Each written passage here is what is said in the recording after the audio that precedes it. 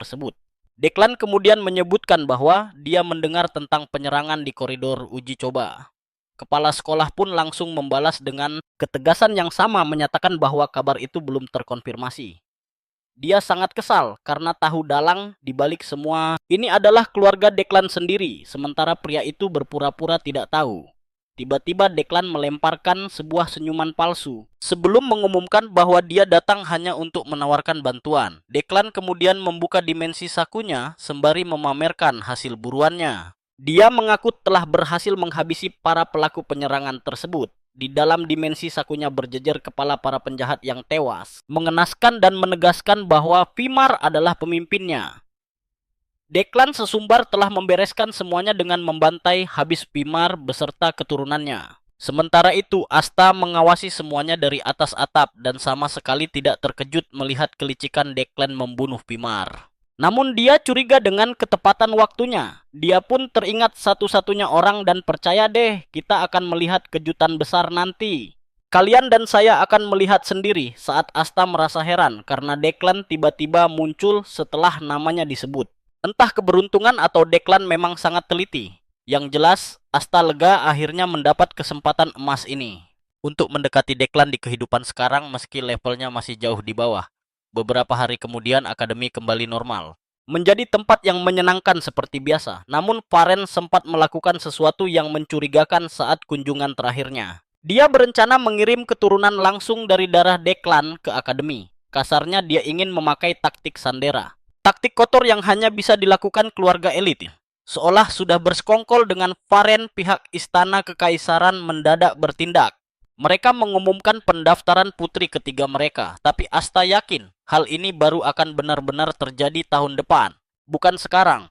Nah, untuk membangkitkan semangat para murid, kembali pihak akademi akhirnya menggelar festival Pista Niki. Sebuah perayaan kemenangan bagi para siswa yang sempat dikerahkan selama masa-masa perang di masa lalu.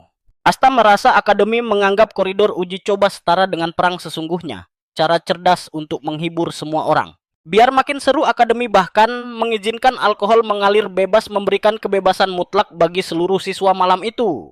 Bahkan Damian pun tergoda untuk ikut minum bersama para tentara bayaran. Tapi tiba-tiba sebuah pengumuman penting bergema. Isinya memanggil semua murid karena upacara penghargaan akan segera dimulai tepat di depan aula orang bijak. Meskipun Damian terlihat sangat malas dan tidak peduli, Asta tetap memaksa dan menyeret sahabatnya itu untuk ikut.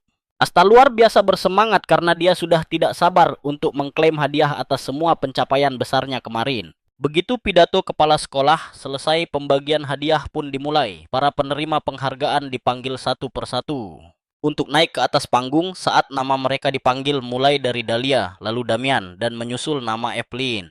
Tidak ketinggalan Chenbi dan Asta. Nah, perhatikan bagian ini. Asta bingung apa jasa Evelyn hingga diundang naik. Asta diam-diam merasa cemas karena ingatan masa lalunya sama sekali tidak menyimpan informasi apapun tentang gadis itu.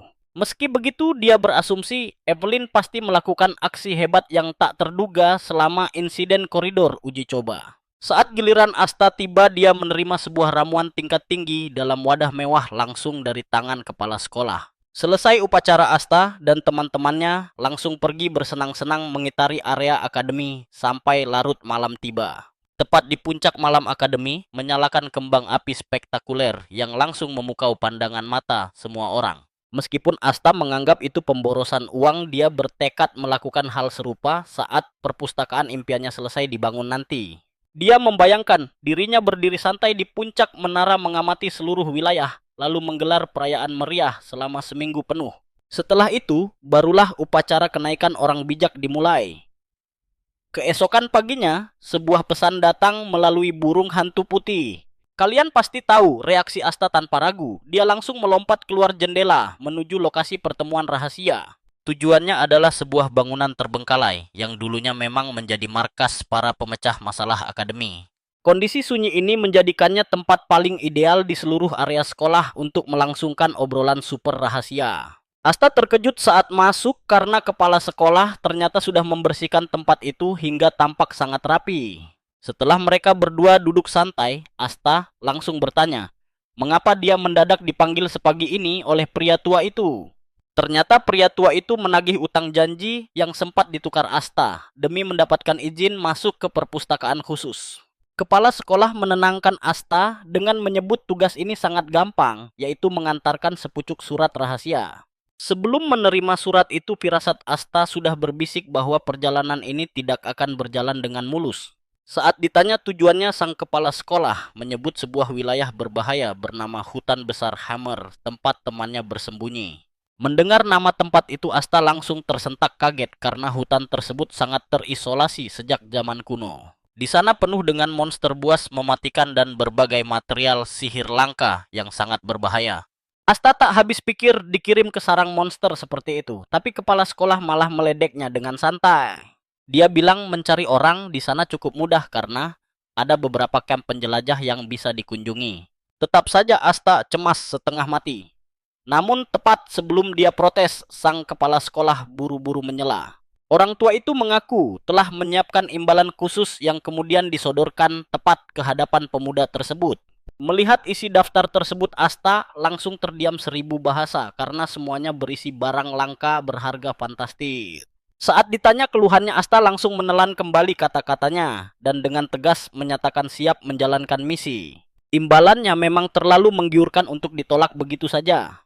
Asta benar-benar merasa sangat beruntung dengan semua rezeki ini. Dan begitulah akhir dari pencapaian besarnya kali ini. Mari kita nantikan kejutan seru apalagi berikutnya. Sini kumpul, kita bakal lihat gimana Asta dapetin voucher bengkel Ira tempat legendaris. Yang bikin para bangsawan pun harus rela antre. Gara-gara ini, Asta nggak bisa nolak tawaran kepala sekolah. Si Pak Tua itu lalu bilang kalau dia mau manggil targetnya kembali ke akademi. Mengingat kekacauan dunia iblis dan ulah deklan, kepala sekolah merasa ini saatnya meminta bantuan dari rekan lamanya itu.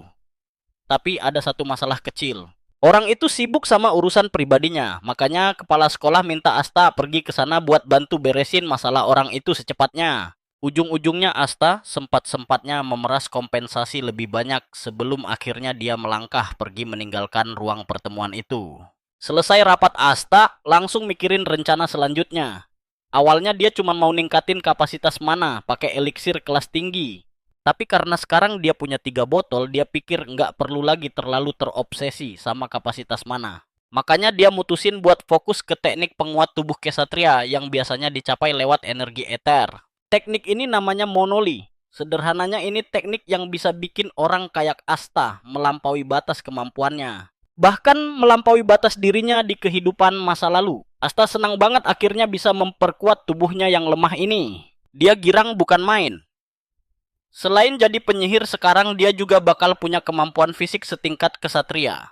Tanpa buang waktu, Asta duduk bersila buat menyerap eliksir kelas tinggi. Itu pakai teknik pernapasan andalannya. Tapi kali ini dia mengalirkan seluruh tetes energi mana dari eliksir murni itu langsung ke dalam tubuhnya. Biar mananya meresap ke setiap persendian serat otot sampai ke sel saraf terdalam. Baru semenit diserap, tubuh Asta langsung terasa membara gara-gara efek panas dari eliksir tersebut ya. Tapi dia tetap fokus dan berhasil melewati rintangan pertama. Perlahan dia terus mengalirkan mana itu ke seluruh tubuh. Dia sengaja nggak lewat sirkuit mana biasa. Setelah itu dia suntikan mana tersebut langsung ke serat ototnya. Tindakan gila ini benar-benar menyiksa fisiknya sampai batas ekstrem. Rasa sakitnya luar biasa kayak mau hancur. Tubuhnya serasa robek-robek. Sempat kepikiran buat berhenti, tapi dia menolak menyerah dan terus memaksa lanjut. Dengan sisa energi terakhir di tubuhnya, dia terus menekan hingga akhirnya dia berhasil menguasai teknik tersebut. Dia bahkan ngerasa kalau hasilnya melampaui ekspektasi. Meskipun daya tahan tubuhnya belum sebanding sama kekuatannya sekarang. Tapi dia sangat yakin kalau otot-otot barunya ini tidak akan kalah jika harus diadu dengan seorang ksatria. Kalian bayangkan saja dia bakal jadi mimpi buruk buat para ksatria begitu tubuhnya tumbuh dewasa nanti. Asta lalu berniat menguji kemampuan regenerasi tubuh barunya. Dia sengaja menyayat tangannya sendiri buat melihat hasilnya. Dia kira lukanya bakal sembuh dalam 15 menit kayak dulu. Tapi ada kejutan besar menantinya. Secara mengejutkan, lukanya menutup sangat cepat menghasilkan tingkat regenerasi luar biasa yang sulit dipercaya. Asta nggak menyangka dapat bonus sehebat ini. Ditambah kitab penyembuh dari Wiji, dia bakal jadi tak terkalahkan. Sama kayak Damian si monster dari Blandor. Tiba-tiba dia merasakan sisa mana di tetesan darahnya. Begitu dicoba buat dikendalikan darah, itu langsung memancarkan cahaya terang. Ternyata darahnya bereaksi kuat terhadap mana. Artinya ilmu penyembuhan keluarga Blandor bakal sangat berguna kalau dia bisa menguasainya dengan benar. Apalagi ada formula regenerasi sel darah di kitab itu, membuat Asta berpikir untuk membicarakannya dengan Wiji. Tapi dia langsung membuang jauh-jauh ide itu karena dia malas berurusan lagi sama orang tersebut. Sebagai gantinya dia bakal nanya ke Lance yang sebentar lagi bakal datang buat konsultasi wali murid. Nggak lama kemudian Lance pun muncul dan langsung merasa lega melihat Asta serta Damian baik-baik saja. Dia nanya apa ada masalah, tapi Damian langsung meyakinkan kalau semuanya aman dan terkendali. Dia nanya apa ada masalah, tapi Damian meyakinkan kalau dia baik-baik saja. Lance lalu mengungkap info penting. Gamo menitipkan pesan soal rencana pembangunan danau bagian dalam Blandor dan desain patung yang diusulkan Damian. Meskipun proposal tersebut sangat mendetail, ternyata Gamo sama sekali tidak menyetujui rencana itu. Damian yang sudah terlanjur bersemangat langsung syok, tapi Lance bilang peluangnya masih belum tertutup rapat. Damian harus masuk peringkat 16 besar di ujian tengah semester biar Lance punya alasan buat membujuk Gamo. Mendengar hal itu, Asta langsung bisa membaca kelicikan taktik yang sedang dimainkan oleh Lance. Lance menenangkan Damian dan bilang dia tidak usah khawatir karena ada Asta dan Chenbi yang bakal bisa diandalkan. Dia juga menjanjikan imbalan yang sangat besar jika mereka berdua sanggup membantunya. Asta menyadari kalau posisinya saat ini benar-benar sedang di pojokan, tapi dia tidak punya pilihan selain mengikuti permainan mereka demi formula itu. Nah, menurut kalian apakah rencana licik ini akan berhasil? Biar saya beritahu, cerita dimulai saat Damian mengeluarkan sekotak penuh buku ketika ditanya soal persiapan belajarnya. Chenbi sampai terperangah tidak percaya dan langsung menyadari bahwa mereka semua akan segera melewati masa-masa yang sangat berat. Saat ditanya apakah tugasnya sudah dikumpulkan tepat waktu, Damian menjawab ia membuat Chenbi akhirnya bisa bernapas lega. Setidaknya mereka lolos dari satu masalah besar, tapi Asta sendiri masih sangat meragukan kejujuran dari kata-kata Damian itu. Begitu memeriksa nilai akademis, Damian Asta menyadari nilai anak itu benar-benar hancur di hampir semua mata pelajaran. Hanya nilai budaya yang terselamatkan yang kemungkinan besar berkat didikan ketat dari latar belakang keluarganya sendiri. Bagian paling bermasalah justru kelas-kelas sihir membuat Asta ragu apakah dia bisa menahan diri untuk tidak memukulnya nanti. Di tengah kepusingan itu tiba-tiba Furion datang dan mengaku tidak sengaja mendengar rencana mereka membantu Damian. Asta langsung bertanya apa tujuannya datang dan Furion pun segera menawarkan bantuan tak terduga untuk mereka. Mendengar tawaran bantuan dari Furion tersebut, wajah Damian seketika langsung berubah menjadi sangat gembira sekali. Tapi coba perhatikan baik-baik, Asta sama sekali tidak mempercayainya hingga Furion harus menunjukkan sesuatu yang mengejutkan mereka. Furion lalu mengeluarkan selembar kertas ujian yang langsung dikenali oleh Asta dalam sekali lihat saja. Rupanya kertas itu adalah rangkuman dari semua ujian terbaru di akademi lengkap dengan kisi-kisi dari para profesor. Semua materi dari kelas M1 sampai M3 diringkas di situ membuat Chenbi benar-benar terpana. Meski begitu, Asta masih menyimpan dendam atas apa yang telah diperbuat oleh Furion di koridor ujian kemarin. Namun dengan adanya berkas ini, setidaknya ada secercah harapan besar bagi mereka walau Asta sangat ingin memukulnya. Dia terpaksa menahan diri sampai akhirnya Furion menyebutkan satu syarat khusus yang membuat Asta bersiap untuk memukulnya. Furion pun membongkar persyaratan itu meminta bantuan Asta untuk pertarungan setelah masa evaluasi ujian tengah semester. Dia tahu dengan kemampuan bertarung tingkat tinggi milik Asta, dirinya pasti akan bisa lolos dengan sangat mudah. Tanpa membuang waktu, Asta langsung setuju dan bahkan menyuruhnya untuk segera pergi ke ruang latihan saat itu juga. Sebab kepalan tangan Asta sudah benar-benar terasa sangat gatal untuk segera menghajar habis-habisan wajah menyebalkan dari Furion. Furion pun panik dan menjelaskan bahwa bantuan itu bukan untuk dirinya sendiri melainkan untuk sosok orang lain. Mari kita ikuti perjalanan mereka karena tak butuh waktu lama bagi keduanya untuk langsung melangkah pergi keluar akademi. Setelah melewati banyak gang sempit, Asta sudah bersiap memukulnya sebelum akhirnya mereka tiba di sebuah tempat latihan pribadi.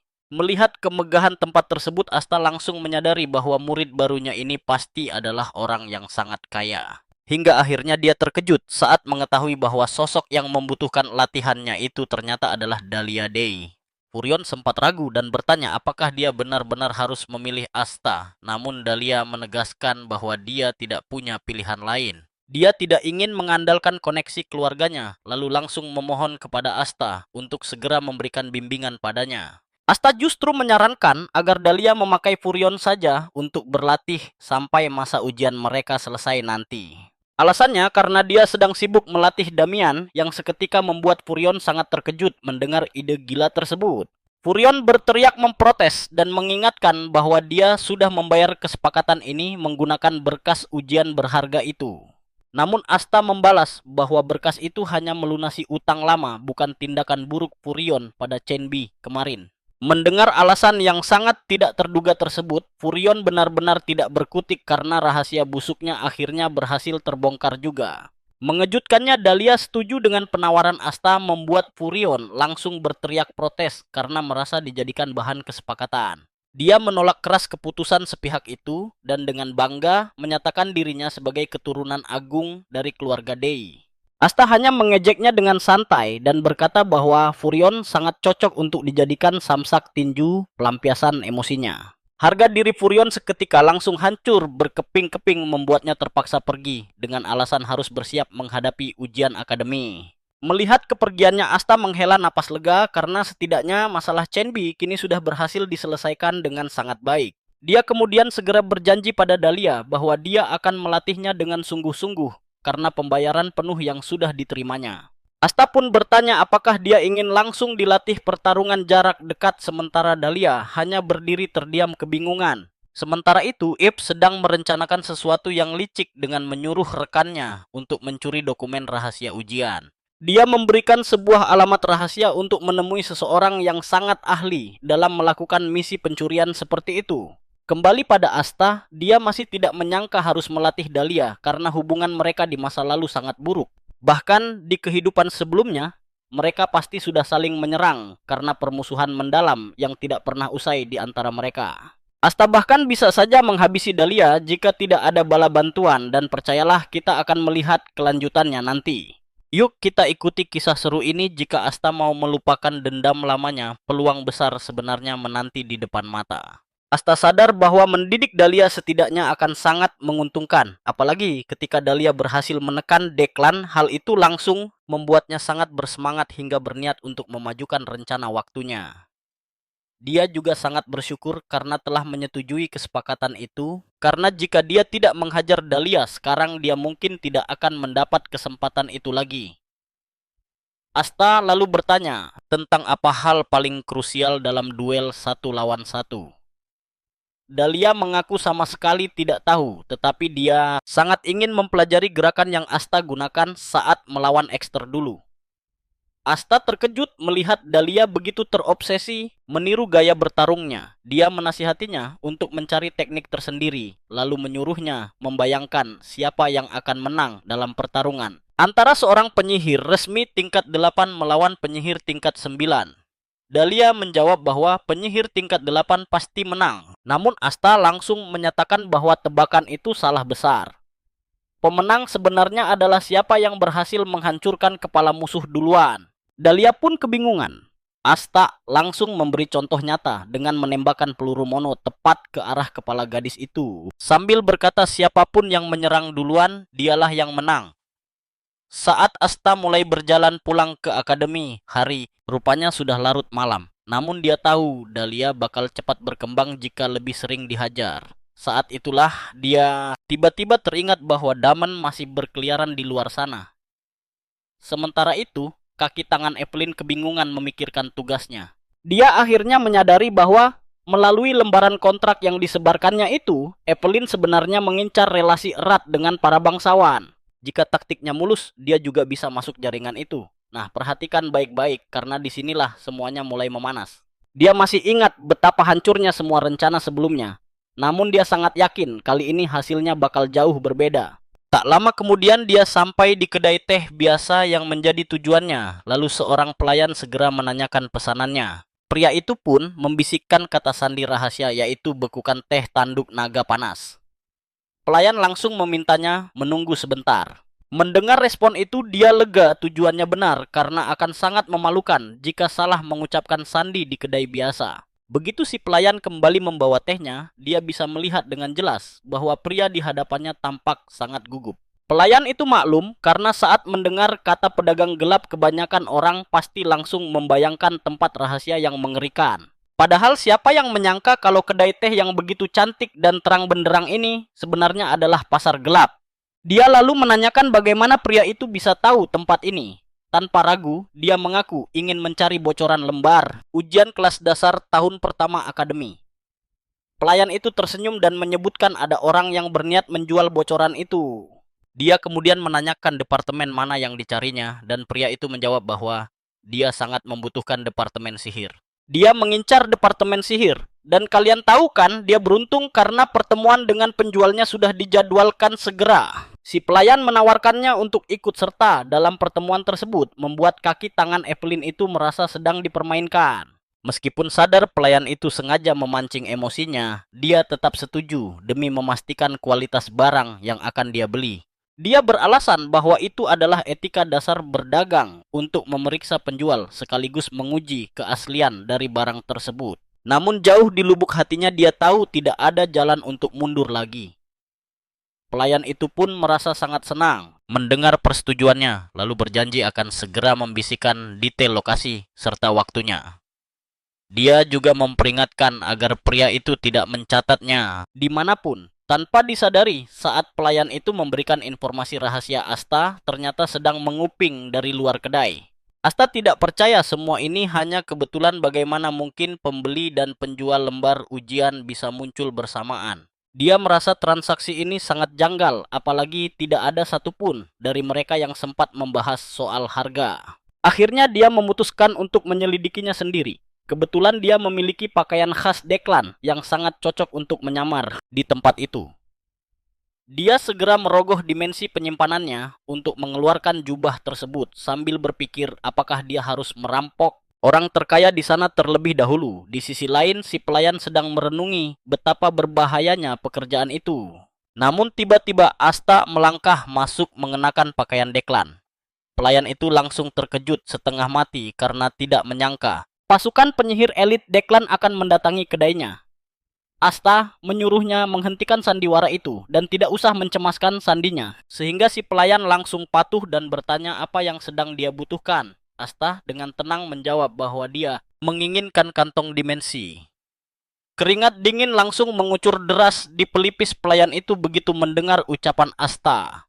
Dia cemas jika Asta mencari kantong dimensi milik Calahan yang lenyap setelah kematiannya. Pelayan itu semakin ketakutan, memikirkan alasan Asta mencarinya di sana, lalu buru-buru menjawab bahwa mereka belum pernah melihat barang seperti itu. Asta kemudian langsung menginterogasinya tentang pemuda mencurigakan yang baru saja pergi meninggalkan kedai teh tersebut beberapa saat lalu. Pelayan itu langsung mati kutu. Nah, menurut kalian apa yang bakal terjadi selanjutnya? Kita tunggu saja nanti. Menyadari situasi tersebut, Asta pun langsung memancarkan aura mengerikan dari tubuhnya demi menunjukkan betapa berbahayanya dia. Saat pelayan itu terlalu lama menjawab, sang pelayan langsung gemetaran ketakutan karena sadar orang di depannya ini bukanlah penyihir Deklan biasa. Dia akhirnya menyerah dan berjanji akan membongkar semua rahasia obrolannya dengan anak itu karena tidak ada hubungannya dengan Deklan. Asta pun menegaskan bahwa dia siap mendengarkan semuanya dan dialah yang akan menentukan kebenarannya. Namun saat pelayan itu baru mau mulai bicara, Asta menyela dan menuntutnya untuk langsung mengaku semuanya. Sembari berjalan menuju gudang, pria itu dengan cemas bertanya alasan mereka ke sana dan Asta menjawab pelan. Dia menegaskan harus memeriksa gudang tersebut secara langsung. Sikap dingin Asta membuat pria itu semakin merasa tertekan.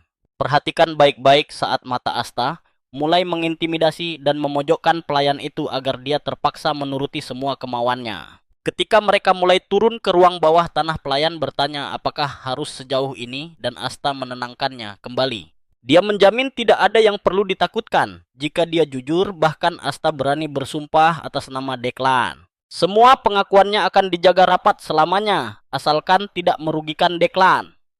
Pelayan itu akhirnya mengaku kalau bocah itu datang atas perintah Evelyn. Dia mengaku hanya pedagang biasa yang mencari keuntungan semata. Jadi dia tidak tahu detailnya, tapi yakin Evelyn sedang mengincar lembar ujian akademi di pasar gelap.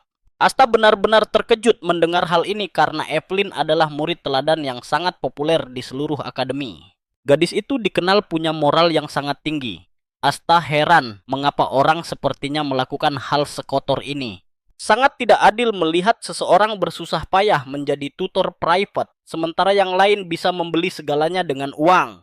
Begitu sampai di dalam gudang mata Asta, langsung tertuju pada tumpukan barang-barang mewah di sana. Dia berkata pada pelayan bahwa sekilas semuanya tampak normal, namun dia tetap harus memeriksa semuanya secara langsung. Asta menyuruhnya menyiapkan 2 kantong subruang karena mereka akan mengamankan barang apapun yang mencurigakan.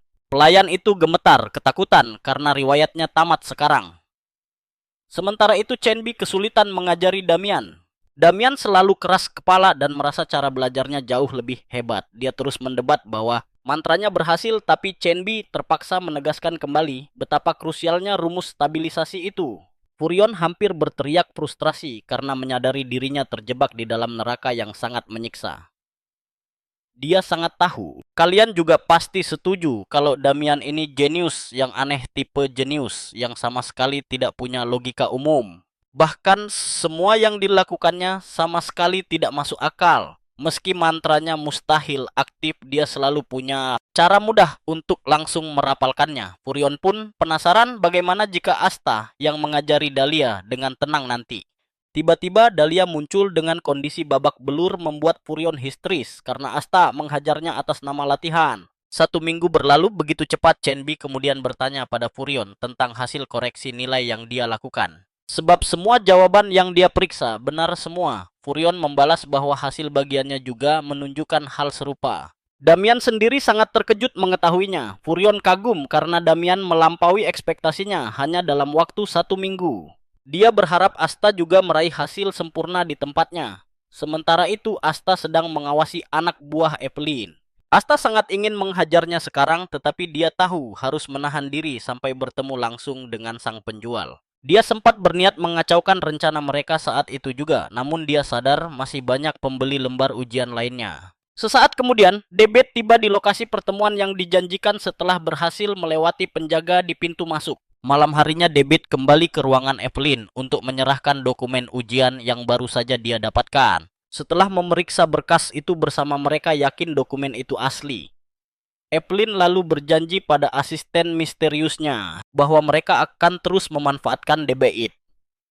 Mendengar itu, Debet tersenyum senang karena merasa keluarganya tidak akan meremehkannya lagi. Evelyn kemudian menyuruh Debet pergi dan berjanji akan menghubunginya lagi setelah memastikan semua lembar ujian aman. Dia menambahkan bahwa mulai sekarang Debet akan memegang kendali penuh atas distribusi lembar ujian kepada para klien mereka. Debet pun langsung menyetujuinya. Setelah dia pergi, Evelyn tersenyum puas sambil mengejek kebodohan pria itu. Evelyn kemudian menanyakan perkembangan tugas yang diberikan kepada asistennya, dan asistennya menjawab bahwa semuanya lancar. Percayalah kalian, dan aku akan segera melihat kekacauan besar yang akan terjadi dalam beberapa hari ke depan. Ikuti terus ya, semua dokumen Evelyn akan diganti atas nama The Bay dan perusahaan dagang Pink Grove. Evelyn meminta asistennya memastikan semuanya berjalan lancar karena memang itu satu-satunya alasan mereka memanfaatkan The Bay. Nah, perhatikan ini. Tanpa disadari, Asta mendengar semuanya dan dia benar-benar tidak percaya betapa busuknya Evelyn. Nah, kalian dan aku bakal melihat bagaimana Asta memutar otak untuk mengacaukan rencana ini sekaligus menuntun Evelyn ke jalan yang benar. Dia ingin memastikan gadis itu jera. Meski sudah merekam aksi curang tersebut dengan bola kristal, dia tahu ini belum saatnya. Menggunakan bukti itu sekarang hanya akan sia-sia. Asta sempat bingung karena biasanya dia hanya suka menghancurkan segalanya dengan kekerasan. Tapi kali ini cara kasar tidak akan mempan. Tiba-tiba saja sebuah ide brilian melintas di kepalanya untuk mengubah nasib Evelyn. Ini adalah rencana cerdik demi menuntunnya kembali ke jalan yang lurus. Asta langsung mengambil tumpukan kertas ujian itu sekarang. Dia mulai menyalin semua jawaban ke lembaran baru. Menariknya, dia sendiri kagum melihat betapa rapinya tulisan tangan miliknya. Dulu saat masih kecil, dia memang sering meniru tulisan orang lain. Dia tidak menyangka kemampuan itu berguna untuk hal seperti ini. Asta merasa bangga pekerjaannya selesai dengan mulus. Setelah beres menyalin, dia bergumam bahwa Evelyn akan segera menjadi orang baik. Sementara di tempat lain, Dahlia akhirnya paham pelajaran penting dari Asta tentang cara melancarkan serangan pertama yang mematikan. Tidak lama kemudian ujian akhirnya selesai dan semua siswa mulai cemas apakah jawaban yang mereka tulis sudah benar. Seorang murid bernama Demin von Heramar yang merupakan klien Evelyn justru terlihat sangat percaya diri dengan hasil ujiannya. Dia dengan sombong memamerkan ke teman-temannya betapa mudahnya dia melibas ujian tersebut. Usut punya usut, Demin adalah putra sulung bangsawan. Keluarganya menguasai gudang gandum utama kerajaan. Evelyn merasa sangat senang karena berhasil mengamankan kemitraan penting dengan sosok berpengaruh ini. Semua kerjasama menguntungkan, ini terjalin lancar hanya bermodalkan bocoran lembar soal ujian yang dia jual sebelumnya. Secara keseluruhan, dia menjalankan 4 transaksi serupa sekaligus dan merasa ini adalah kesepakatan terbesar sepanjang hidupnya. Dia sangat yakin bisnis liciknya ini akan terus berjalan lancar tanpa hambatan. Namun tiba-tiba seorang pengawas masuk ke aula. Pengawas itu menyuruh Demin mengikutinya karena sang direktur ingin menemuinya. Ketakutan mendalam langsung mencengkeram hati Evelyn saat mendengar itu. Firasat buruk menyelimutinya karena ini pertanda buruk. Keesokan paginya seluruh siswa tahun pertama mendadak diperintahkan berkumpul di aula utama. Ada pertemuan darurat yang sangat mendesak. Keadaan menjadi sangat membingungkan bagi siswa jujur yang tidak tahu apa-apa. Mereka dipanggil secara mendadak tanpa alasan jelas. Namun beberapa murid tahu bahwa skandal kecurangan besar-besaran telah terendus. Evelyn mulai gemetaran di tempatnya berdiri, mencemaskan apakah semua kekacauan ini pada akhirnya akan mengarah langsung padanya. Dia mencoba menenangkan diri karena yakin tidak meninggalkan jejak sama sekali. Tapi pikirannya mendadak tertuju pada sosok Dubet. Dia segera menepis kecurigaan itu karena meski Dubet lamban, dia bukan tipe orang yang ceroboh melakukan hal bodoh. Pengawas ujian segera memasuki ruangan dan memerintahkan semua orang diam. Dia tahu desas-desus miring sudah mulai menyebar luas. Dia berniat menjelaskan situasi sebenarnya agar tidak ada lagi simpang siur di antara murid yang tidak bersalah. Perhatikan baik-baik, sang pengawas mengumumkan beberapa siswa tahun pertama tertangkap basah menyontek di ujian tengah semester. Dia berpidato betapa memalukannya skandal ini bagi akademi mereka. Hal itu mengonfirmasi kecurigaan murid-murid yang sudah menduganya. Para siswa yang jujur tahu nasib si pelaku sudah di ujung tanduk sementara Evelyn hampir mengompol karena ketakutan. Pengawas kemudian menyatakan bahwa dalang utamanya telah ditemukan. Dubet adalah orang yang dituduh sebagai provokator utama. Dia dikeluarkan dari akademi bersama 4 komplotannya. Selain itu, pihak sekolah menuntut ganti rugi penuh atas kerugian ini. Menariknya, pengawas menambahkan bahwa bukan pihak guru yang berhasil membongkar rencana busuk ini, melainkan seorang siswa. Siswa luar biasa dengan rasa keadilan tinggi yang melakukannya. Tujuan mereka berkumpul hari ini adalah untuk memberi apresiasi. Apresiasi atas keberanian murid teladan itu. Tepat saat itu dia memanggil nama Evelyn dan menyuruhnya maju ke depan. Evelyn tersentak kaget mendengar namanya dipanggil sementara murid-murid lain mulai bersorak memujinya. Dia mencoba membantah. Kalian pasti tahu reaksi mereka kan? Mereka malah mengira dia hanya murid rendah hati dan mengabaikan semua bantahannya. Dia didorong paksa ke depan panggung sebagai pahlawan penyelamat. Evelyn benar-benar bingung dan batinnya bergejolak hebat.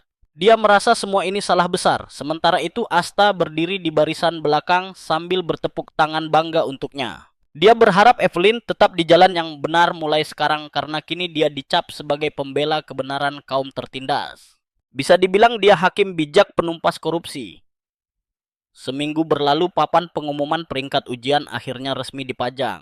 Para siswa langsung berhamburan untuk memeriksa hasil mereka. Damen beserta teman-temannya sangat terkejut saat melihat daftarnya. Damen berhasil menduduki peringkat ke-18 jauh melampaui perkiraan mereka. Asta tetap tenang dan bersikap dingin. Asta menyuruh Damian melihat lebih jeli karena Demin ada di peringkat ke-7 jauh lebih tinggi dari dirinya. Tiba-tiba seorang pengawas datang memberitahu ada kesalahan data.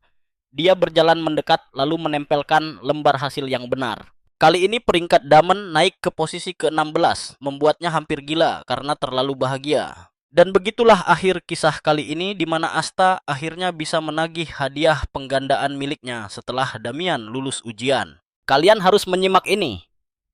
Chenbi merayakan kemenangan Damian dan merasa dia berbakat mengajar bahkan setelah lulus nanti. Ia ingin tetap di kelas lanjutan agar bisa melamar jadi asisten. Mendengar itu Asta langsung menyuruhnya untuk menutup mulutnya rapat-rapat. Sebenarnya Asta tidak ingin mengatakannya secara keras, namun dia terpaksa melakukannya karena sangat peduli pada Chenbi. Asta lalu menjelaskan bahwa ada asisten yang terlibat skandal kecurangan ujian dan semua itu terjadi karena asisten itu sangat miskin dan tidak punya pilihan lain selain menjual lembar jawaban ujian hanya untuk membayar tagihan. Asta lalu bertanya apakah dia tahu berapa lama waktu yang dibutuhkan asisten untuk naik jabatan menjadi profesor rekanan dan Chenbi menjawab, perjalanannya memakan waktu 3 hingga 4 tahun lamanya. Asta lantas bertanya dari mana dia tahu dan Chenbi mengaku mendapat info itu dari Pun. Asta kemudian bertanya apakah dia benar-benar ingin jadi profesor dan Chenbi merasa pekerjaan itu sangat berharga. Chenbi bertanya apakah Asta menganggapnya tidak cocok menjadi pengajar, namun Asta menegaskan selalu ada jalan keluar jika mendidik adalah impiannya. Asta justru menyuruhnya untuk menjadi penyihir agung, sosok luar biasa, tangguh yang kekuatannya membuat siapapun tidak akan berani menantangnya. Sambil tersenyum lebar, Asta meyakinkan bahwa begitu menjadi penyihir agung, dia bebas melatih para muridnya dengan cara apapun. Sama seperti yang dia lakukan kepada Damian selama ini. Ucapan itu merasuk dalam kejiwa Chenbi dan membuat pikirannya langsung terpacu. Nah, perhatikan baik-baik bagian ini. Asta sengaja mendorong Chenbi bermimpi besar karena dia tahu potensi aslinya sangat luar biasa. Melihat hasil latihannya bersama Damian menjadi asisten biasa jelas sia-sia karena potensi Chenbi jauh melampaui tingkat itu. Asta ingin Chenbi sukses agar bisa membalas budi karena telah menyelamatkan nyawanya. Sementara itu dua sosok misterius terlihat mengadakan pertemuan rahasia membahas reruntuhan kuno yang baru saja ditemukan di dalam hutan Hamlin. Tampaknya penemuan ini akan menjadi masalah yang sangat besar. Beberapa hari kemudian ketiganya segera menemui Lan Kansi untuk mengambil imbalan mereka. Lan Kansi memberitahu bahwa formula penggandaan yang mereka minta tidaklah sulit. Bahkan dia berjanji akan memberikan formula sihir tingkat tinggi kepada Asta. Hal ini tentu membuatnya terperangah karena tidak menduga hadiah sekelas itu. Lan Kansi lalu berbisik pada Chenbi bahwa dia telah menyelidiki latar belakangnya dan menemukan masalah pada keluarganya. Dia bertanya apakah Chenbi menyadari situasi tersebut dan Chenbi mengaku tahu, namun keadaan keluarganya kini tampak semakin memburuk. Lan Kansi menawarkan bantuan dari keluarga Blandor untuk menyelesaikan segalanya dan memberikan lingkungan hidup yang jauh lebih baik. Tanpa ragu Chenbi langsung menolak tawaran itu dengan sopan sambil berterima kasih dan menegaskan dia baik-baik saja. Lan Kansi memintanya untuk tidak salah paham dan Chenbi dengan ramah meyakinkan bahwa dia tidak tersinggung sama sekali. Namun dia menegaskan bahwa dirinya hanya ingin terus menjadi sahabat karib Damian untuk selamanya tanpa pamrih. Mendengar ketulusan itu Damian seketika tersipu malu. Lan Kansi sangat kagum dengan kepribadian Chenbi yang begitu berprinsip. Kalian pasti berpikir dia bakal minta uang kan? Tapi Chenbi malah minta izin belajar sihir di kediaman Blandor jika suatu saat mendapat kesempatan agar dia bisa memperluas wawasan sihirnya. Lan Kansi bertanya apakah itu saja cukup dan Chenbi menjawab ya. Mendengar ketulusan pemuda itu, Gamo merasa sangat bahagia karena putranya berhasil menemukan sahabat sejati yang bisa diandalkan. Gamo pun memutuskan untuk langsung membalas kebaikan Chenbi dengan mengirimkan surat resmi yang menyatakan bahwa mulai saat ini, keluarga Blandor resmi menjadi pelindungnya. Chenbi hampir pingsan karena sangat terkejut saat membaca surat itu. Sampai-sampai dia meneteskan air mata bahagia. Pada akhirnya, seluruh rangkaian evaluasi tengah semester ditutup dengan hasil yang memuaskan semua pihak. Tak lama setelah itu Jera mengumumkan bahwa para murid akan segera melakukan pertarungan antar individu. Aturan ini hanya berlaku bagi kelas dasar tahun pertama. Semua kelas teori biasa akan dihentikan sepenuhnya agar mereka fokus pada latihan praktik tempur. Namun metode latihannya dibebaskan sepenuhnya kepada masing-masing siswa. Kelas persiapan tetap berjalan seperti biasa, namun sifatnya tidak lagi wajib untuk dihadiri. Ketika salah satu murid bertanya apa maksud dari kebebasan tersebut, Jeram menjelaskan bahwa itu berarti mereka dibebaskan untuk memilih hadir di kelas atau tidak. Bahkan mereka diizinkan pulang ke kediaman masing-masing untuk berlatih secara mandiri. Mereka tidak perlu cemas karena kelas persiapan akan langsung dipandu oleh para profesor ahli dan setidaknya banyak penyihir tempur aktif tingkat 5 yang bersertifikat kekaisaran akan diundang. Setelah pengumuman selesai, Asta langsung merasa curiga. Mengapa jadwal ujian duel antar siswa mendadak diubah begitu cepat? Dia mulai menduga bahwa para profesor sedang menyembunyikan sesuatu. Keputusan aneh ini tampaknya datang dari petinggi akademi, bukan guru biasa. Malam harinya Asta menerima pesan rahasia dari kepala sekolah yang memintanya untuk datang menemui beliau. Tepat jam 8 malam. Saat Asta tiba di tempat biasa mereka bertemu, dia langsung terkejut karena percayalah kalian dan saya harus bersiap karena rahasia besar di balik perubahan ini akan segera terungkap. Sini ikut saya. Asta memanfaatkan gudang sepi ini untuk menguji formula penggandaan yang baru saja dia pelajari. Asta langsung mengeluarkan batu rubi merahnya, lalu menyuntikkan formula sihir baru tersebut ke dalamnya. Luar biasa, formulanya berhasil karena rubi tersebut menyerap mana sekitar dan menggandakan dirinya dengan sempurna. Tapi kekuatannya masih kurang, dan saat dia ingin mengerahkan semuanya, tiba-tiba kepala sekolah datang menginterupsinya. Sang kepala sekolah heran, tapi dia jauh lebih syok melihat batu-batu rubi misterius melayang di depan matanya. Saat ditanya apakah rubi itu bisa merapal sihir Asta, langsung memberi contoh yang membuat kurcaci tua itu melongo.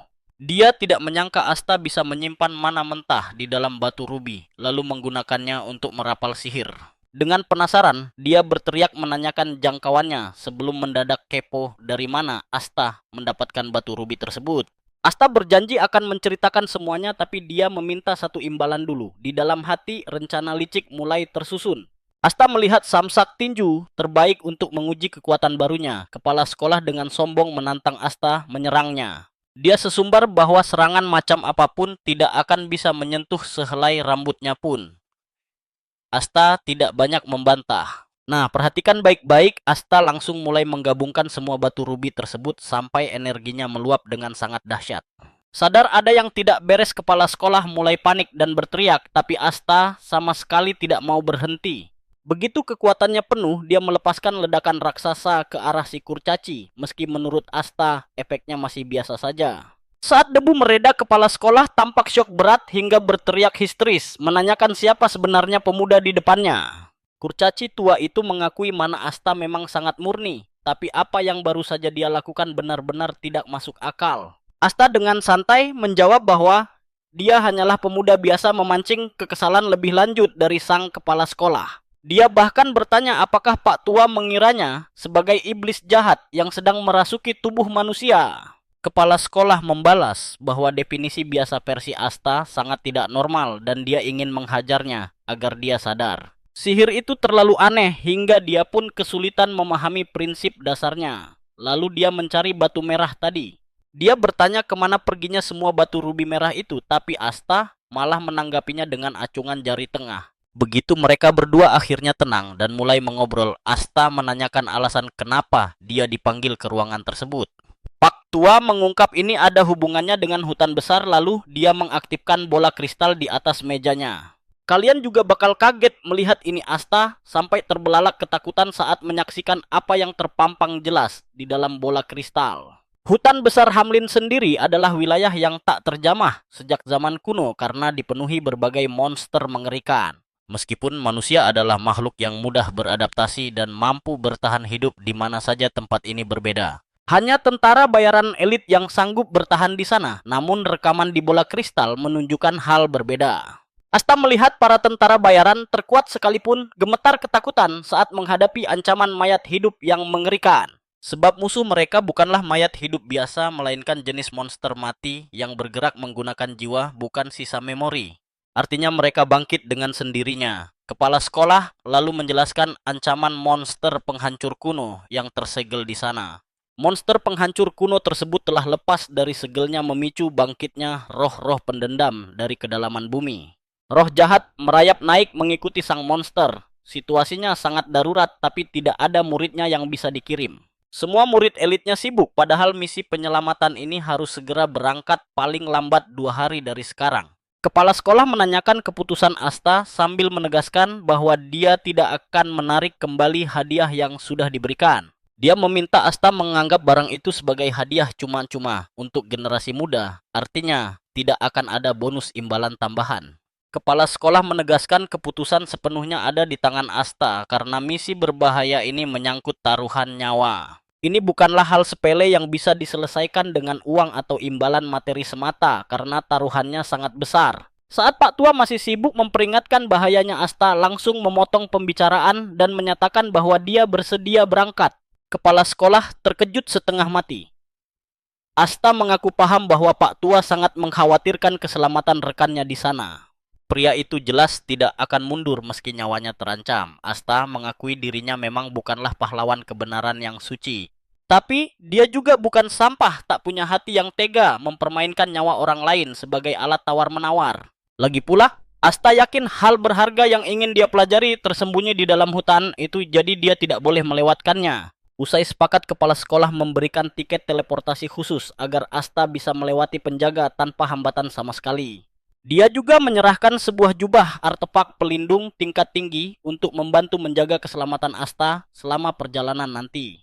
Asta pun menggoda Pak Tua karena tiba-tiba jadi sangat dermawan. Nah, petualangan gila apa yang menanti kita nanti? Yuk kita ikuti perjalanan gila ini. Si kakek menyuruhnya diam dan menegaskan kalau bersiap sejak awal adalah segalanya sebelum terlambat. Kakek itu akhirnya memberikan sebuah topeng bermotif unik karena dia tahu pemuda ini harus menyembunyikan identitas aslinya selama perjalanan nanti. Dengan topeng ini temannya tidak akan kehilangan jejaknya secara tidak sengaja. Sang kakek menjamin hal itu sepenuhnya. Kepala sekolah lalu menjelaskan bahwa semua hasil pertarungan dan ujian akhir akan didaftarkan langsung atas nama pemuda itu. Namun dia penasaran apa rencana Asta dengan keluarga Blandor. Asta pun langsung menanggapi rasa penasaran orang tua itu. Dia meminta sang kakek tidak cemas dan berjanji membereskannya sendiri.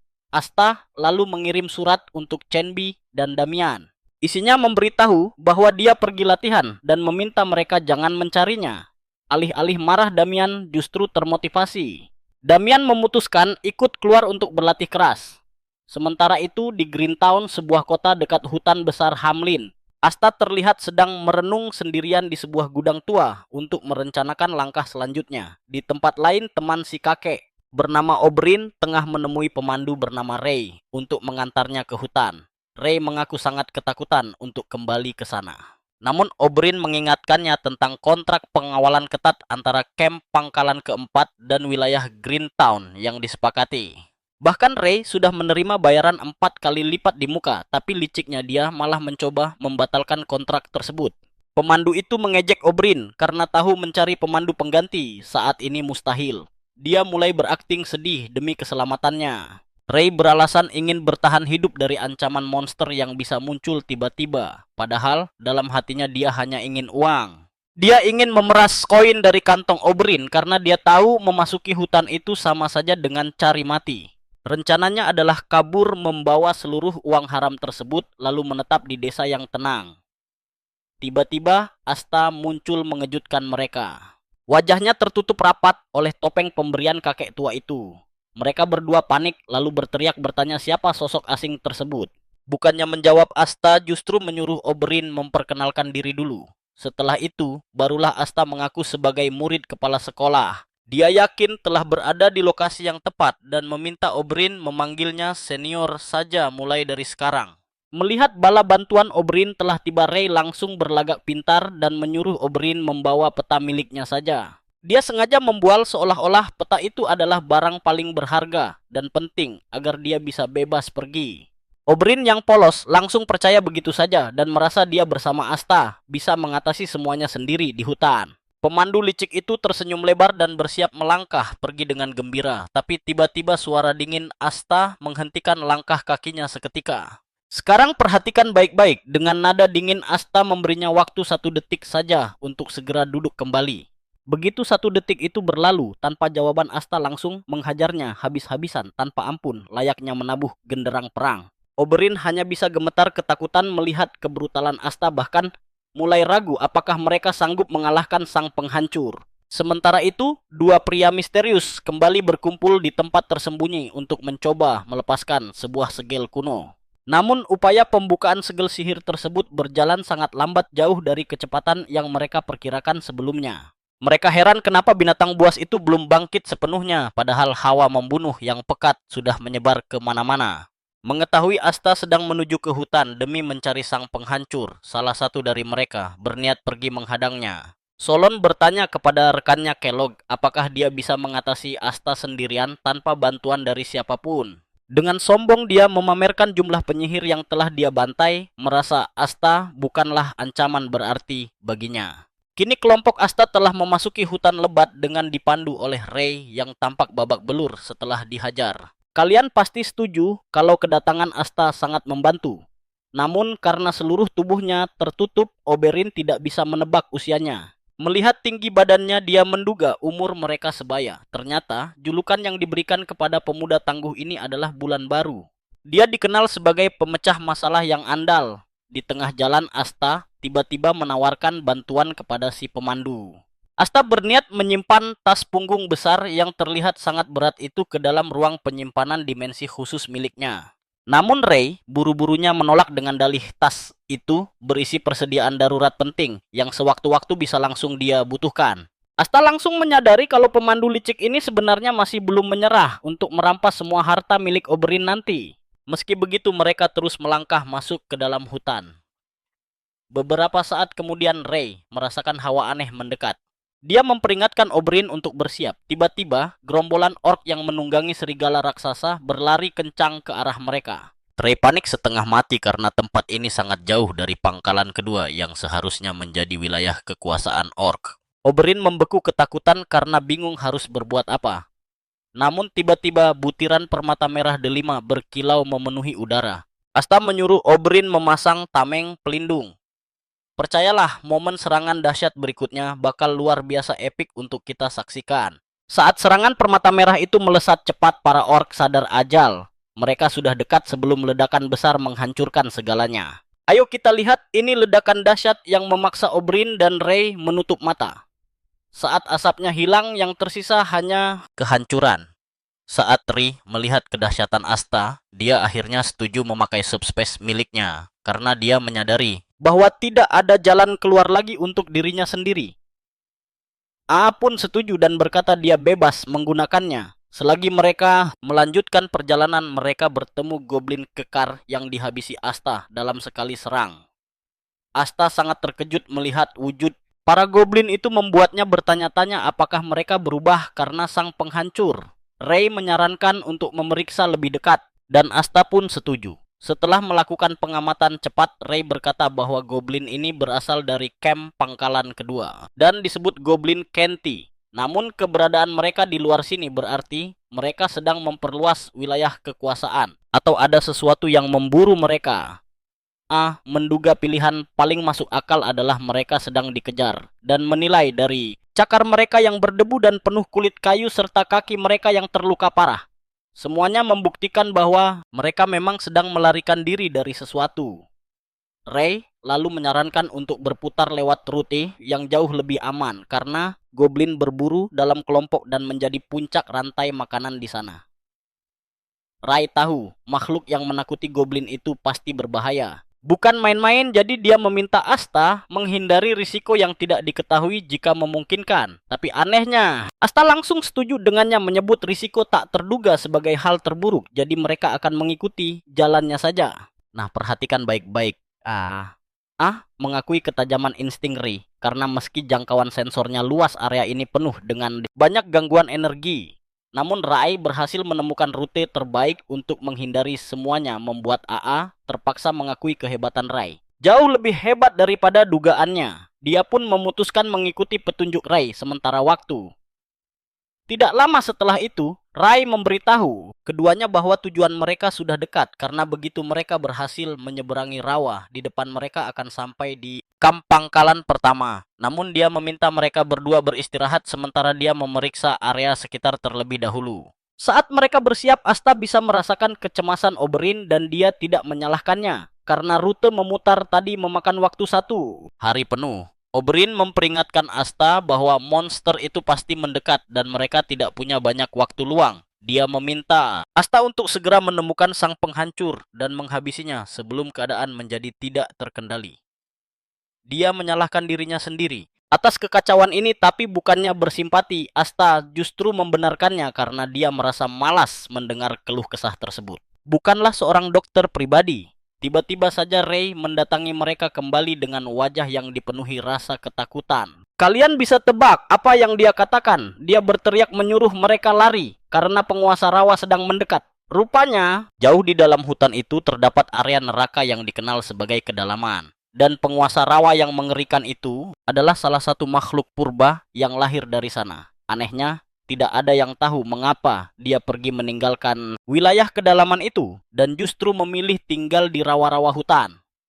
Ri terus mengeluhkan kemunculan kembali monster purba ini setelah bertahun-tahun lamanya. Asta bertanya apakah ada rute lain untuk menyeberang karena wilayah basah ini sangatlah luas dan mungkin bisa dihindari. Rai menegaskan itu mustahil karena begitu airnya tersentuh, monster itu akan langsung tahu dan memburu mereka tanpa henti sampai ke ujung dunia. Oberyn pun bertanya kepada Ray berapa lama waktu yang dibutuhkan jika mereka harus berputar arah mencari jalan lain. Dan Ray menjelaskan bahwa situasi mereka jauh lebih rumit karena perjalanan memutar itu sangat jauh. Itulah alasan para pemandu selalu berusaha keras menemukan jalur langsung melewati wilayah basah. Namun jika mereka memutar arah sekarang, Ray mengungkapkan itu akan memakan waktu minimal 10 hari lamanya. Dan dalam kondisi terburuk bisa mencapai 1 bulan. Oberyn terkejut mendengarnya, namun sadar tidak punya pilihan demi keselamatan mereka bersama. Ray menawarkan untuk menyiapkan rutenya, tetapi AA tiba-tiba menyela dan bersikeras agar mereka tetap melewati rawa.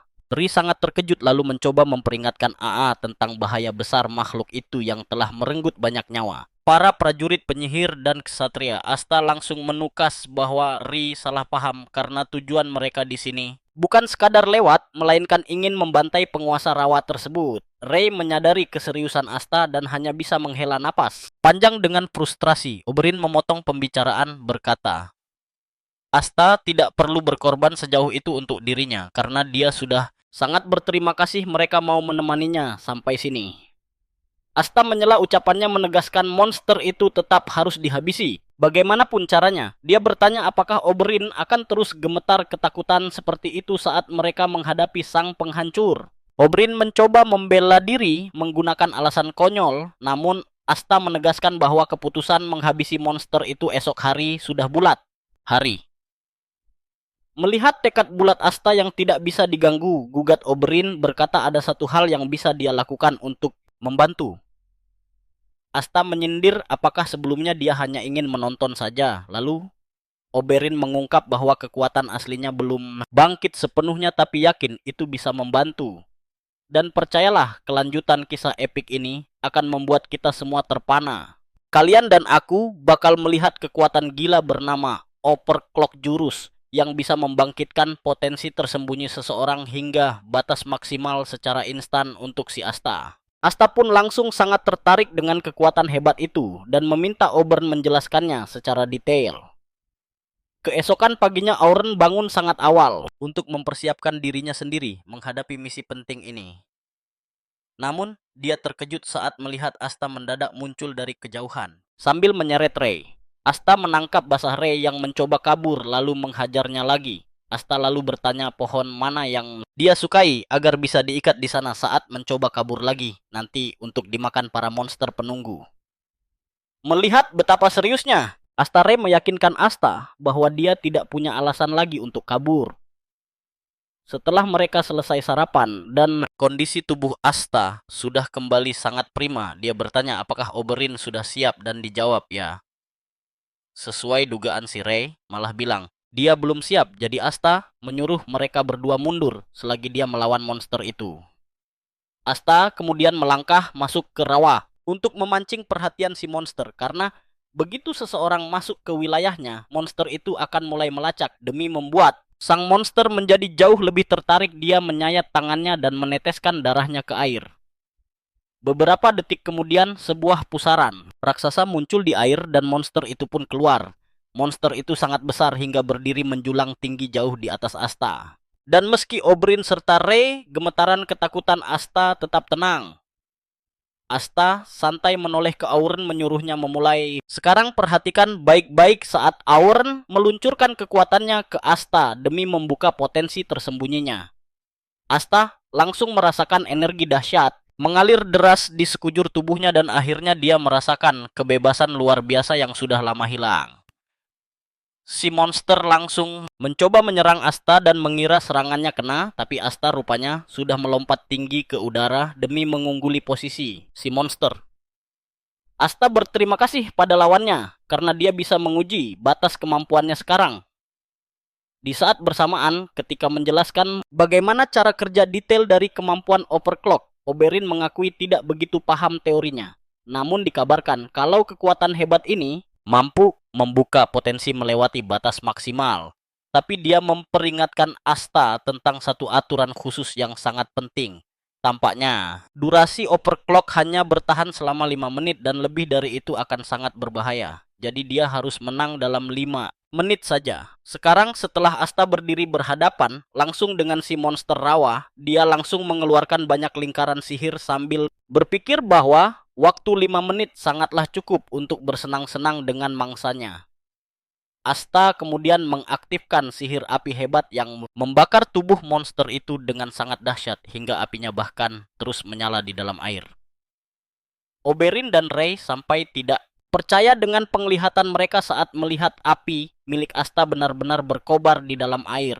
Rey juga tidak bisa percaya. Kalian sadar tidak, monster itu sudah mulai merunduk kesakitan. Artinya Asta punya peluang emas untuk menghabisinya sekarang. Tapi tunggu. Saat itu Rey menyadari bahaya besar dan memperingatkan Asta agar waspada karena si monster hendak mengaum kencang. Namun sebelum dia sempat berteriak memberi peringatan, monster itu sudah meraung keras hingga sihir apinya perlahan padam. Asta langsung menyadari bahwa auman monster tersebut bisa mengacaukan aliran mana alami di sekitarnya. Dia tidak terlalu terkejut karena memang sudah menduganya dari awal. Dari sang penguasa rawa raksasa ini, tiba-tiba Rey berteriak kencang kepada Asta memperingatkan dia agar jangan pernah sekali-kali menatap mata monster itu terlalu lama karena kontak mata selama 3 detik saja akan membekukan mananya. Asta terkejut karena Rey baru memberitahu informasi sangat krusial ini di saat genting seperti sekarang. Ternyata Rey memang selalu takut pada Raja Rawa ini karena kekuatannya yang mampu merusak aliran mana sekaligus membekukan sihir lawannya. Selain itu, kulitnya sangat keras hingga bahkan bisa mementalkan kekuatan eter kesatria sekalipun. Itulah sebabnya dulu Guru Rey memperingatkannya bahwa jalan terbaik menghadapi sang Raja Rawa adalah dengan tidak melawannya sama sekali. Tapi alih-alih mencoba kabur lagi, Rey sekarang justru percaya bahwa Asta punya peluang nyata untuk menang melawan monster mengerikan itu. Rey mengepalkan tangannya karena ingin mempercayai Asta, kemampuan pemuda itu. Asta menatap tajam ke arah Rey, berkata mereka akan bicara serius nanti dan Rey langsung setuju. Namun, menyarankan agar mereka bertahan hidup dulu. Karena tidak bisa menatap mata si monster lebih dari 3 detik, Asta memutuskan untuk mengatasi masalah tersebut. Dia menerjang maju dan menghantam mata monster itu dengan batu rubi, membuatnya menjerit kesakitan saat pandangannya mulai terganggu. Si monster mencakar matanya yang perih dan saat membuka matanya kembali dia melihat Asta menerjang kencang ke arahnya. Tiba-tiba Asta melepaskan pukulan telak ke tubuh monster memicu sihir hantaman kuat yang mengirimkan gelombang ledakan menembus seluruh tubuhnya, tapi monster itu masih sanggup bertahan. Asta mengakui kekuatan monster tersebut, namun dia langsung berkata bahwa gerakannya terlampau lambat, jadi dia memutuskan untuk mengakhiri pertempuran ini sekarang juga. Asta menyebut monster itu cukup menghibur, sehingga dia akan menunjukkan sesuatu yang sangat menarik. Asta langsung mengumpulkan mana dalam jumlah luar biasa besar dan mengaktifkan kemampuan barunya yang bernama penghancuran eksplosif. Monster itu terhantam langsung dan awalnya semua tampak berjalan normal saja hingga tubuhnya mulai membengkak dari dalam lalu meledak hebat. Sang monster kalah dan Asta langsung ambruk ke dalam air, lalu pingsan kelelahan. Tapi percayalah, kita tahu dia kecewa karena monster biasa ini masih sanggup memaksanya berjuang keras. Ayo kita mulai. Asta penasaran apa yang akan terjadi jika dia memakai skill mematikan ini saat melawan Declan dulu. Lawan pasti bisa menahannya, tapi tidak akan lolos tanpa luka karena sekuat apapun perisainya, ledakan dahsyat itu akan menghancurkannya. Ledakan ganas itu akan mencabik-cabiknya. Makanya Asta menamai jurus ini pemusnahan eksplosif karena itu menghancurkan semua yang dilewatinya.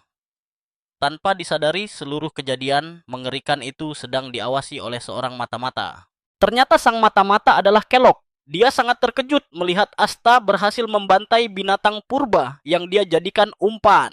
Terlebih lagi, Asta melakukan semua itu hanya dengan duel fisik yang brutal hingga berhasil menghancurkan mata sang monster Kellogg. Penasaran apakah Asta sebenarnya seorang penyihir, namun dia enggan mempercayainya karena jumlah mana yang digunakan terlalu luar biasa besar. Di sisi lain, pemuda itu juga sama sekali tidak terlihat seperti ahli bela diri. Walau Kellogg sendiri bisa mengalahkan monster itu, dirinya tetap merasa terkejut dan kagum. Bahkan sebenarnya, Kellogg sempat merasakan ketakutan hebat saat menyaksikan pertarungan itu, lalu dia tertawa terbahak-bahak karena sangat bersemangat dengan perburuan ini. Tiba-tiba, dia tersadar kalau Asta tampak seperti seorang... Nah, perhatikan bagian ini, pemburu seperti dirinya membuatnya penasaran bagaimana sosoknya terlihat di mata sesama pemburu. Namun menyadari bahaya yang mengancam, Asta sadar bahwa dirinya harus bersiap jauh lebih matang lagi. Tidak lama setelah itu Asta pun terbangun lalu bertanya, pada Oren berapa lama dia tidak sadarkan diri? Oberyn terkejut melihatnya bangun lalu berkata dia pingsan sekitar 2 jam. Asta meringis kesakitan karena kepalanya masih terasa pusing dan Oberyn menjelaskan bahwa ini adalah efek samping karena terkena kemampuan Overlock. Oberyn menenangkannya agar tidak khawatir karena dia sengaja memperpendek durasinya sehingga efek buruknya minimal. Meski begitu, dia memperingatkan kalau Asta kemungkinan akan merasa pusing seharian penuh. Jauh di lubuk hatinya Asta merasa seperti hampir mati dan kedua tangannya masih bergetar hebat. Dia menyadari bahwa dia pasti sudah tenggelam di rawa jika saja Oberyn dan Rey tidak menolongnya. Dia kemudian menyadari Rey tidak terlihat dan bertanya di mana pemuda itu. Tepat pada saat itu Rey muncul dari balik semak-semak dan berkata bahwa Asta tidak perlu khawatir karena dia tidak berniat melarikan diri lagi. Namun Asta menyuruhnya diam dan hanya ingin tahu dari mana saja dia. Rey akhirnya mengaku kalau dia baru saja memeriksa jasad penguasa rawa untuk mencari barang berharga.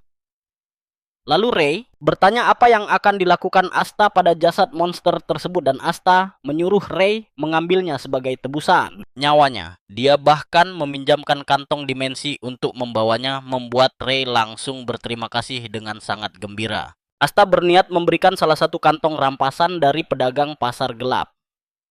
Di saat Rey sedang sibuk merayakan keberhasilannya mendapatkan jasad monster tersebut, Oberyn bertanya apakah Asta sudah yakin karena sisa jasad penguasa rawa memiliki nilai yang sangat tinggi. Asta membalas bahwa dia tidak butuh bangkai tersebut dan Rey harus mencari nafkah. Mendengar itu Oberyn sangat kagum dan menganggap Asta adalah sosok pria mulia yang sangat baik hati. Tapi kalian tahu kan kalau Oberyn salah besar Asta sebenarnya punya alasan tersendiri kenapa dia menolak bangkai penguasa rawa itu. Kulit dan bulu monster itu terkenal ampuh menahan ether yang berarti jika dijadikan sebuah jubah harganya akan sangat mahal. Namun ada kondisi di mana bahan tersebut akan kehilangan khasiatnya begitu monsternya mati. Dan hal inilah yang membuat belati Rey begitu mudah menyayat kulit luar monster tanpa dia sadari. Singkatnya, sisa jasad itu hanyalah tumpukan sampah tak berguna. Oberyn bertanya apa rencana selanjutnya dan Asta menjawab bahwa mereka sudah terlambat. Namun menurut Rey mereka masih bisa beristirahat sehari lagi. Sayangnya Asta sama sekali tidak tertarik untuk santai karena dia ingin segera bergegas pergi secepat mungkin. Malam harinya mereka pun sampai di pintu masuk pos kemah 1. Melihat gerbangnya Asta mengeluh betapa gelapnya tempat itu. Rey menjelaskan bahwa perkemahan dilarang menyalakan api karena cahayanya bisa memancing monster datang. Rey menyarankan agar mereka segera menemui penjaga pos untuk mendapatkan pembagian kamar.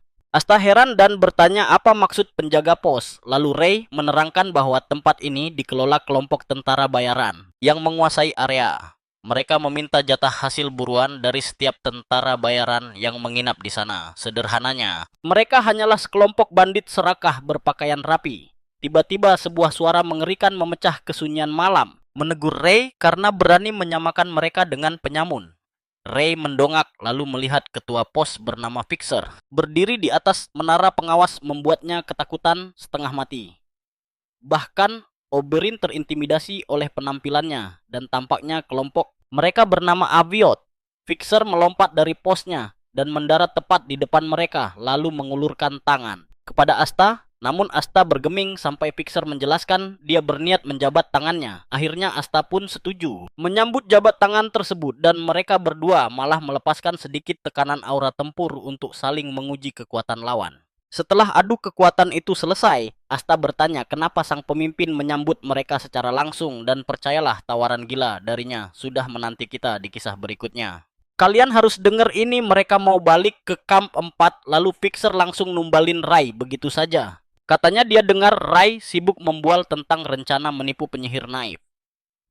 Tapi sebenarnya bukan itu fokus utama si Fixer saat ini. Dia cuma ingin mereka membawanya ikut serta ke kamp 4. Yang mendengar hal itu langsung merasa sangat terkejut luar biasa. Fixer menjelaskan bahwa jika kamp 4 hancur kamp mereka berikutnya. Itulah alasan kuat mengapa mereka sangat ingin ikut bertempur. Sendiri tidak keberatan karena bantuan tambahan akan sangat berguna. Dia baru saja hendak menyetujui tawaran kerjasama itu ketika Oberyn tiba-tiba memotong dan menolak kesepakatan tersebut membuat Asta shock. Fixer pun heran lalu menanyakan alasan penolakan itu. Oberyn menjelaskan bahwa wilayah di sekitar camp keempat sudah lama berubah menjadi tanah kematian yang sangat mengerikan sekarang. Kondisinya jauh lebih buruk dari dugaan. Fixer menyela dengan nada ketus bertanya, apakah Oberyn melarangnya pergi ke sana? Hanya karena tempat itu sarang kematian. Oberyn membenarkannya, membuat Fixer langsung murka dan melepaskan aura mengerikan miliknya. Sambil memaki Orn sebagai penyihir sombong. Fixer benar-benar murka dan mempertanyakan hak Oberyn untuk mengatur hidup dan matinya. Padahal dia bertahan hidup sejauh ini hanya bermodal pedang. Fixer merasa diremehkan sebagai tentara bayaran rendahan biasa. Coba perhatikan baik-baik di sini, skuadnya punya kehormatan tinggi untuk dilindungi. Saat ini Auron sudah tampak sangat tertekan. Fixer membentaknya menegaskan bahwa mereka memiliki hak yang sama untuk membela rumah mereka sendiri dari ancaman kehancuran. Dia berbalik meluapkan kekecewaannya pada Oberyn yang merupakan murid kepala sekolah, namun ternyata mentalnya sangat mengecewakan. Fixer menyuruh Oberyn untuk segera tidur saja, sementara dia dan pasukannya pergi mencari tempat beristirahat malam ini. Suasana mendadak canggung, membuat Asta memutuskan masuk ke dalam camp untuk mandi. Setelah selesai membersihkan diri malam itu, dan rekan setimnya terlelap, Asta pergi menemui Fixer di ruangannya. Fixer langsung bertanya, dingin apa tujuan kedatangannya. Asta menjawab santai kalau dia hanya ingin mengobrol. Fixer mengejek Asta sebagai bocah ingusan yang sangat berani. Kemudian iseng bertanya berapa usia Fixer dan sang komandan menjawab tahun depan umurnya akan menginjak 50. Asta malah membuat terkejut dengan mengaku sudah berusia 50 sejak tahun lalu, membuat Fixer tidak percaya. Dia mengusir Asta jika hanya ingin membual. Asta menjawab bahwa dia yakin Fixer akan tetap pergi ke kamp keempat. Karena tekad bulatnya itu, Asta menyarankan agar Fixer ikut dengannya saja tanpa perlu memedulikan omongan kosong dari Oberyn.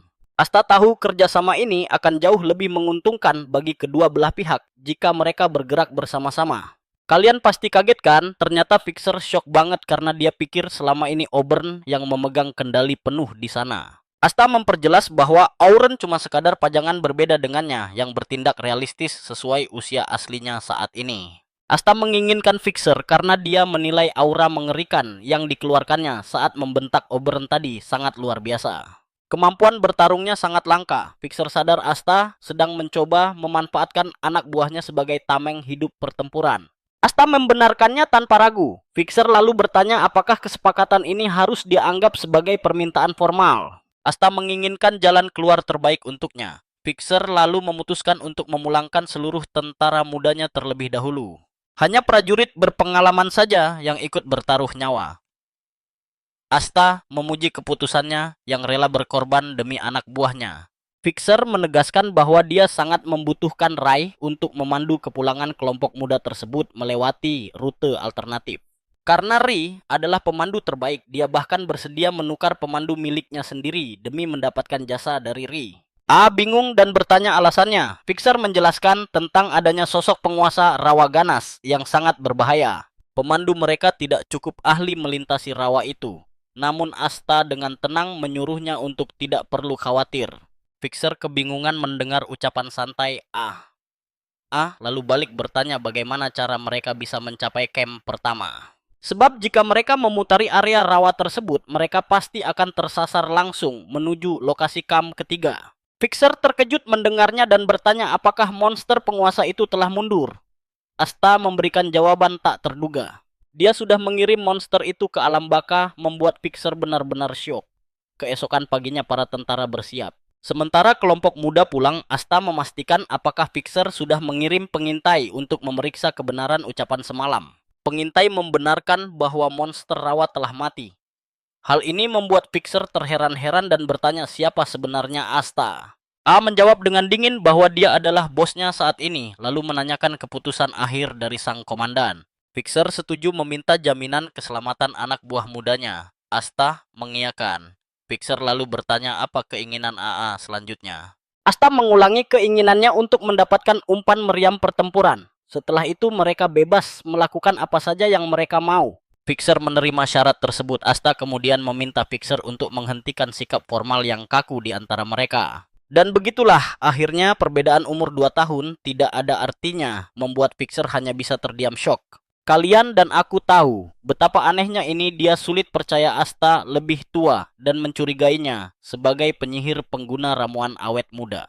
Anak buah Fixer segera muncul untuk melapor bahwa tugas mereka telah selesai sepenuhnya. Lalu Fixer bersiap mengambil tindakan. Fixer memerintahkan semua bersiap karena mereka tidak boleh membuat Asta, sang pemberi kerja, menunggu lama. Begitu seluruh pasukan berkumpul, Fixer membagi pasukan setengah dari mereka yang berpengalaman akan masuk ke dalam hutan, sementara yang muda di luar. Sowon pun heran padahal dia sudah susah payah membuat celah agar wanita itu bisa melarikan diri.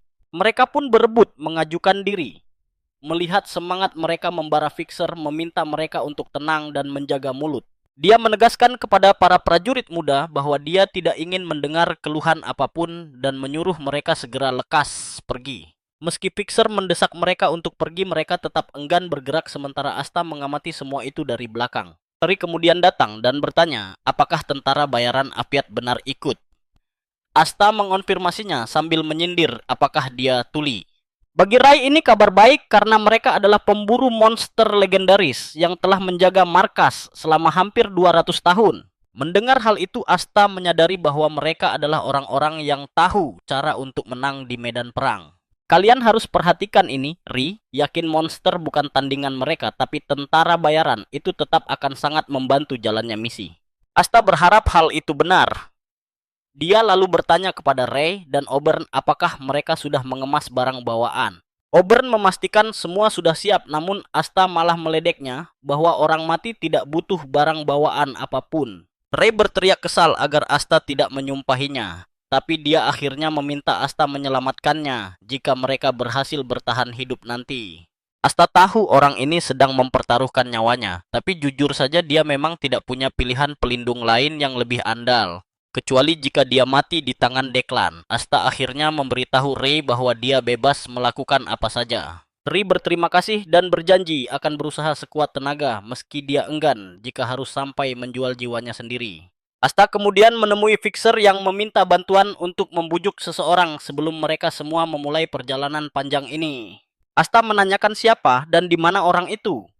Fixer menjawab bahwa targetnya berada di markas kedua. Dia ingin Asta membujuk kepala markas bernama Holagu. Bahkan jika Holagu menolak ikut, setidaknya mereka bisa meminjam wakilnya. Wakilnya dikenal sebagai ahli taktik yang sangat hebat. Sementara itu di markas kedua situasi tampak mulai sibuk. Rupanya mereka juga sedang bersiap pergi menuju markas keempat. Sang wakil berkata semua persiapan hampir tuntas sepenuhnya. Hanya tersisa pembersihan fasilitas. Namun Holagu melarangnya karena jika goblin mengambil alih, mereka tinggal merebutnya kembali. Kita berdua tahu rencana itu hanya berhasil jika mereka semua bisa kembali dengan selamat dari sana. Holagu lalu merenung tentang betapa sia-sianya hidup, merasa hampa meski telah berhasil menduduki posisi sebagai kepala markas. Dia bahkan berkata kepada wakilnya bahwa dia ingin segera mati agar sang wakil bisa mengambil alih jabatannya tersebut. Mendengar itu, wakilnya langsung memarahinya dan meminta Holagu menghentikan lelucon kematian yang sama sekali tidak lucu itu. Dia sangat tidak menyukai sikap bosnya yang tidak biasa ini, namun Holagu membalas bahwa ajalnya mungkin memang sudah dekat. Wakilnya terkejut mendengar perkataan itu dan perlahan dia menyadari bahwa Holagu berniat bergabung dengan pasukan Fixer. Dia langsung berteriak keras memperingatkan Holagu bahwa sang perusak bukanlah monster biasa yang bisa mereka remehkan begitu saja. Monster itu bahkan belum bermutasi sepenuhnya, namun kehadirannya sudah merusak seluruh wilayah hutan. Mengapa dia harus terlibat dalam bahaya ini? Padahal dulu dia tidak pernah bertindak gegabah seperti ini. Apa sebenarnya yang sedang dia cari? Holagu balik bertanya orang seperti apa dirinya di mata sang wakil yang langsung dijawab sebagai pemburu harta besar. Holagu menjelaskan bahwa seluruh petarung hebat akan berkumpul di sana membuat pertempuran ini sangat berharga untuk dilewatkan. Namun wakilnya tetap merasa ini tidak sepadan dan mendesak sang kepala markas untuk memikirkan kembali keputusannya. Dia memperingatkan bahwa anak buah mereka sudah siap melarikan diri jika dia tetap memaksa pergi ke markas keempat. Holagu tersenyum dan menyebut wakilnya takut mati. Sang wakil pun membenarkan hal itu tanpa ragu. Dia mengaku belum ingin bertemu leluhurnya sekarang. Tiba-tiba Holagu mengejutkannya dengan menyuruhnya menjadi kepala markas baru. Setidaknya agar dia bisa merasakan rasanya duduk di kursi kepemimpinan dan bebas mengelola markas sesuka hatinya nanti. Pria itu terpaku kaget saat Holagu resmi mendeklarasikannya sebagai kepala markas kedua yang baru mulai hari ini. Dia bahkan membebaskannya mengubah nama markas. Namun momen perpisahan hangat itu mendadak berubah menjadi mimpi buruk. Sebuah tangan aneh tiba-tiba menembus dada Holagu dari belakang. Pelakunya adalah Kellogg yang tertawa gila melihat korbannya. Dia berteriak gila ingin mengirim mereka semua ke akhirat. Sang wakil hanya bisa terpaku melihat pemandangan mengerikan itu. Wakilnya berteriak histeris, namun Holik menendangnya menjauh demi menyelamatkannya. Bersiaplah, perjalanan kita berikutnya akan semakin menegangkan. Di sisi lain, ketua baru menyaksikan mantan bosnya tewas di tangan Kellogg dan pesan terakhir Holik adalah untuk tetap bertahan hidup karena dialah ketua yang baru. Nah, teman-teman, itulah akhir dari video kita. Jika kalian suka, ketik bagian selanjutnya di kolom komentar. Kita bakal ketemu lagi, jadi subscribe, nyalakan lonceng, dan like videonya.